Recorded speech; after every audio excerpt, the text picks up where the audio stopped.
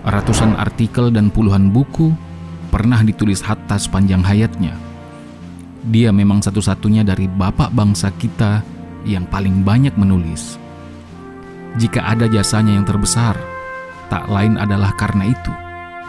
Dia menjadi reporter yang mencatat, melaporkan, dan memberi komentar tertulis atas suksesi peristiwa-peristiwa sebelum dan sesudah kemerdekaan Indonesia. Tapi sebelumnya, jangan lupa untuk like, subscribe, dan share channel ini. Juga aktifkan notifikasinya agar teman-teman bisa mendapatkan info mengenai video lainnya.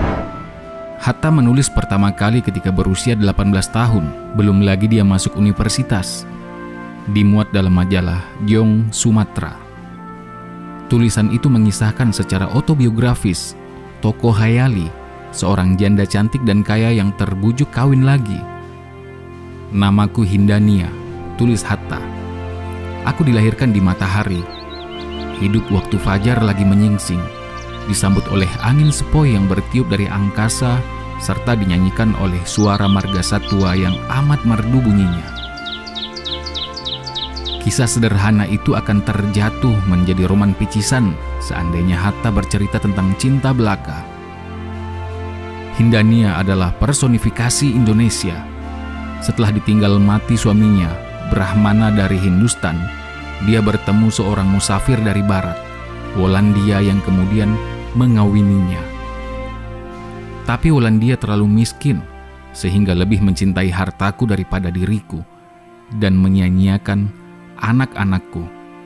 Dalam kepedihan, Hindania bersyukur terjadi perubahan besar di barat, yakni ketika Maharaja Mars yang bengis naik tahta di negeri Maghrib, yang kebengisannya menyadarkan Wolandia untuk lebih bermuka manis.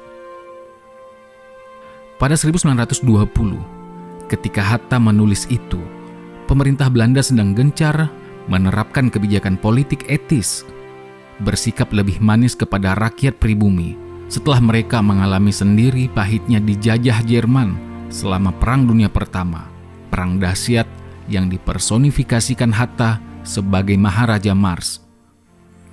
Tulisan pendek itu melukiskan luasnya bacaan Hatta dan minatnya pada sastra. Dia mengutip sajak Heinrich Heine dalam bahasa Jerman. Dia juga menyebut Leo Tolstoy, Karl Marx, Bakunin, serta Dostoyevsky. Hatta hanya salah satu dari sedikit pemuda kala itu yang memiliki kesadaran terhadap kebangsaan Indonesia, sebuah konsep yang masih samar-samar. Dan sejak itu, seperti ingin mengompensasi tubuhnya yang kecil, wajahnya yang dingin berkacamata tebal, serta gaya bicaranya yang membosankan. Dia mencari kekuatan pada menulis. Pena adalah senjatanya untuk memerdekakan bangsanya. Bakat menulisnya dan timbunan bacaannya kian meluap ketika Hatta kuliah di negeri Belanda. Buku dan perpustakaan tetap menjadi pusat hidupnya, tapi Hatta bukan cendekiawan di Menara Gading. Di jantung kekuasaan kolonial itu, dia ikut mengubah watak Indische Vereniging, perhimpunan mahasiswa Hindia, yang semula lebih bersifat sosial menjadi gerakan politik perlawanan. Hatta dan teman-teman bahkan menjadi kelompok pertama pemuda yang memperkenalkan kata Indonesia dalam pengertian geopolitik, yakni ketika mereka mengubah nama perhimpunan itu dari Indische-men jadi Indonesische Vereniging. Perhimpunan Indonesia menerbitkan majalah Hindu Putra yang belakangan juga diberi nama lebih provokatif, Indonesia Merdeka. Hatta menulis 2 artikel dalam edisi perdana majalah itu. Dalam bahasa Belanda yang dipujikan, kelak dalam memoir yang terbit pada 1980, Hatta mengenang betapa para profesor Leiden meragukan majalah itu ditulis seluruhnya oleh pemuda-pemuda Indonesia. Di samping menguasai bahasa Melayu dan Belanda, Hatta sendiri fasih berbahasa Inggris, Jerman, dan Perancis, yang membuat tulisan dan pidatonya tentang gagasan kemerdekaan Indonesia memiliki gaung lebih luas secara internasional. Banyak tulisan Hatta menjadi bukti terpenting yang menggugurkan mitos di kalangan tentara bahwa militerlah yang paling berjasa memerdekakan Indonesia melalui perjuangan senjata. Mengikuti perjuangan tanpa kekerasan ala Mahatma Gandhi, ketajaman pena Hatta dan kekuatan analisisnya justru lebih dikdaya daripada tembakan salvo manapun. Akibat tulisan-tulisannya yang tajam mengkritik pemerintah kolonial, Hatta ditahan pada 1927. Dia tidak surut. Dari ruang penjara yang sempit, dia menulis pidato pembelaan yang nantinya akan dia bacakan selama 3,5 jam di depan pengadilan.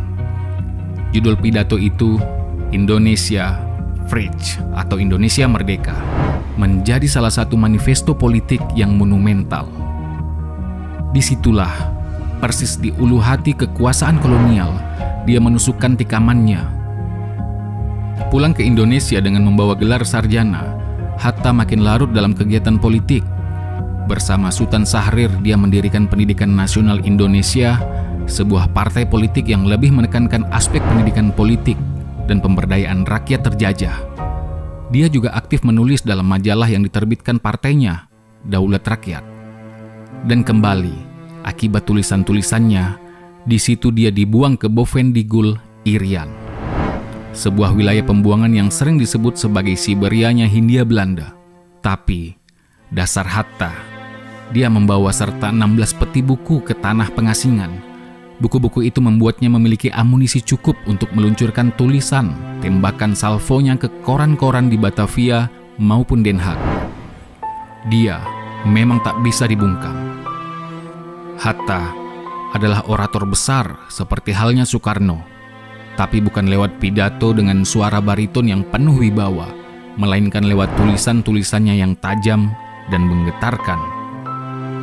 Setelah kemerdekaan, Hatta lebih bertindak sebagai seorang administrator yang mencoba menerapkan pengalaman akademisnya yang luas ke alam nyata. Dia terlibat dalam penyusunan konstitusi dan menyumbangkan beberapa pasal penting seperti hak berkumpul dan berserikat dan penguasaan negara atas sumber daya alam yang dua-duanya mencerminkan kepeduliannya pada kedaulatan rakyat serta kehidupan ekonomi rakyat. Hatta akhirnya memenuhi sumpahnya jika ia hanya akan menikah setelah Indonesia merdeka. Dia melamar Rahmi Rahim pada November 1945.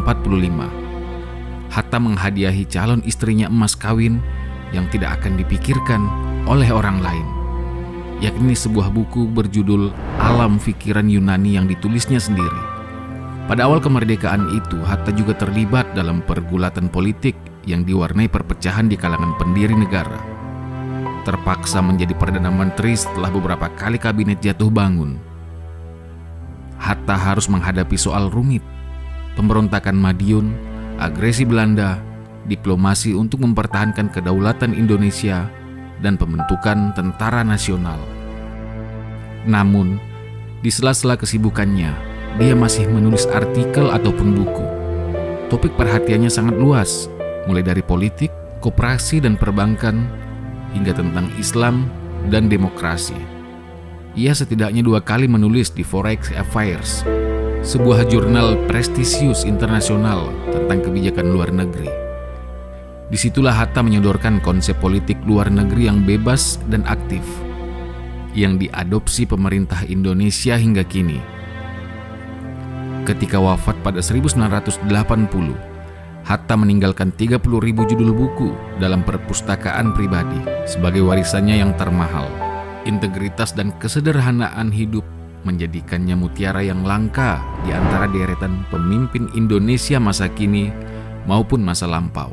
Tapi dia lebih langka lagi sebagai negarawan yang menulis. Dengan begitu luas sumbangannya dan begitu bernas pikirannya, adakah cara lebih baik untuk memperingati Hatta kecuali dengan membaca kembali buku-bukunya dengan mengikuti tamasya sejarahnya. Sampai di sini catatan kaki kita kali ini. Jangan lupa di-subscribe ya teman-teman, agar semakin banyak video-video yang akan kita produksi. Dalam kolom komentar kalian bisa memberikan masukan tentang video ini atau memberikan masukan tentang tema video kita selanjutnya. Nah, silakan di-share sebanyak-banyaknya karena berbagi itu indah.